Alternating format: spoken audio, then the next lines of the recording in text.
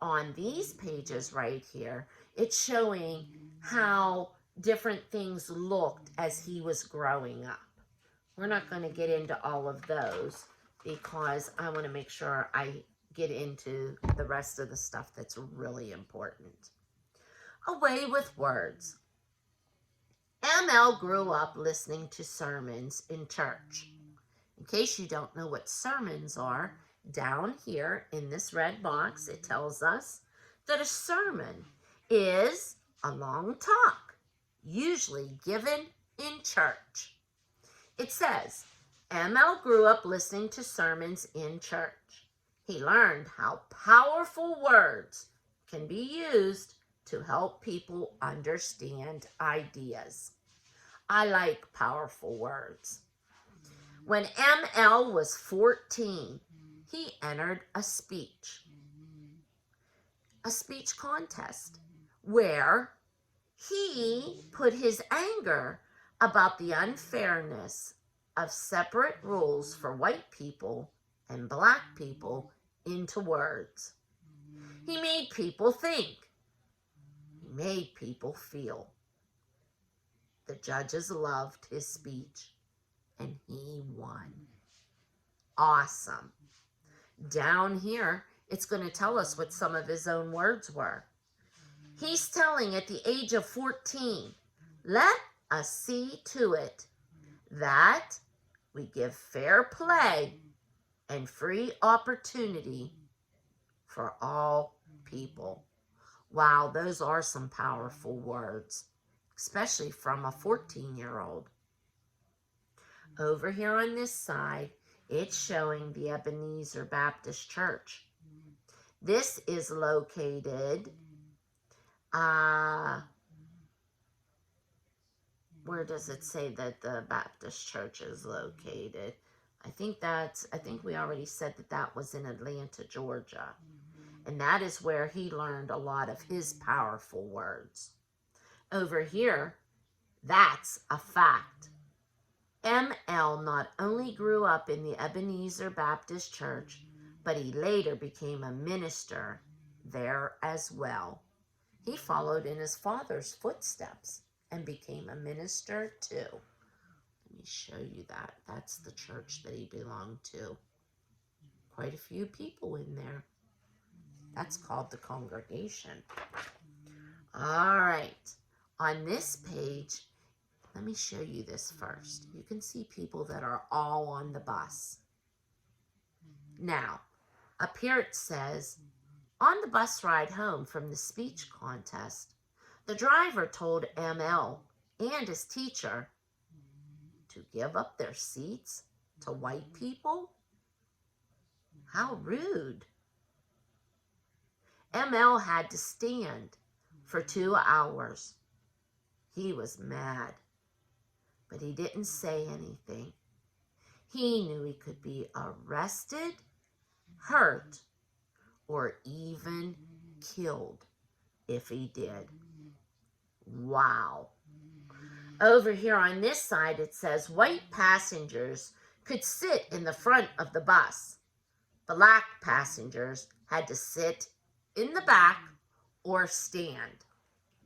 What makes the difference what color your skin is in order to be told if you were a person that sat down or stood up? This is showing that the white people thought they were better than the black people. Not good.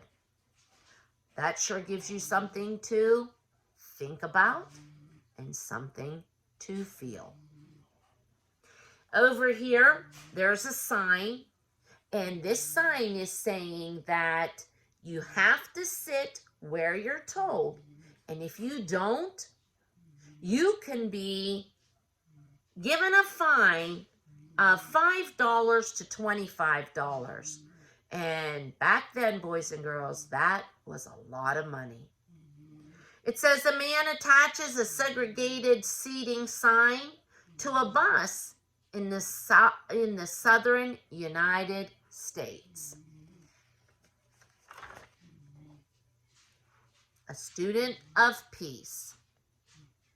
On this one here it says ML, who is the third one from the left. He's right there. It says he is with fellow students at Morehouse College. That's a fact. Let's see what the fact is. ML, this is an amazing fact.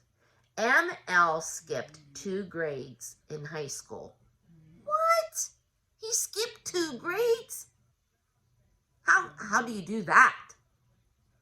Well, you have to be very, very smart. And he was. He skipped 2 grades in high school, and he started college very early, at the age of 15. Boys and girls, he started college before he was even allowed to drive a vehicle. Being that he started early, ML worked hard in school.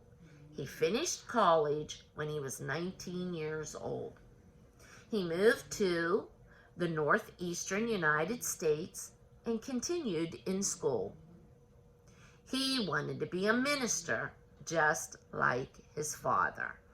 And then this is a picture of Morehouse College, where he went to get his education.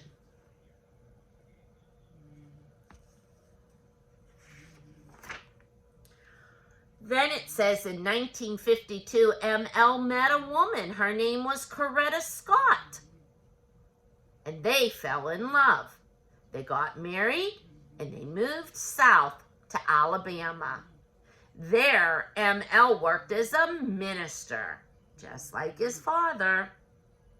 By 1955, he had gone as far as you could go in school. He had earned the title doctor. Now he was Dr. King. This here says Dexter Avenue Baptist Church in Montgomery, Alabama, where Dr. King was a minister. Over here on this page, boys and girls, they're talking about something called a boycott. A boycott is where you refuse to do something because you don't agree with it. They refused to ride the buses because of what was taking place with Rosa Parks. So for more than a year, black people were walking. They took cabs. They even rode mules to get around. The boycott was not easy, but finally, people listened. Black people and white people would have the same rules on buses. Unfortunately, many white people did not follow the rules. Now, that's kind of like when it went up in front of the U.S. Supreme Court to allow students of color to join the students that were white to receive an education, just like we learned with Ruby Bridges. They did that. They passed the law, and it still took 6 years for them to follow the rules. Just like in here, a lot of the white people did not follow the new rules. And then it says, people boycotting the buses waved to an empty bus driving by. Dr. King and Coretta Scott King led a 5-day march to Montgomery, Alabama in 1965. It says, these are his own words.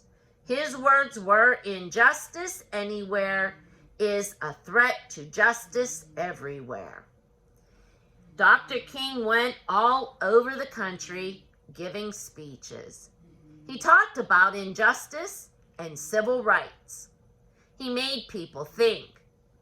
He made people feel. And he asked people to join him in protests for change. Blacks and whites marched together to protest bad laws. They went to places where only whites were allowed. A lot of them got arrested. Angry people called them names. Sometimes the marchers were hurt or even killed. Let's see what the word injustice means. To behave or treatment that is unfair.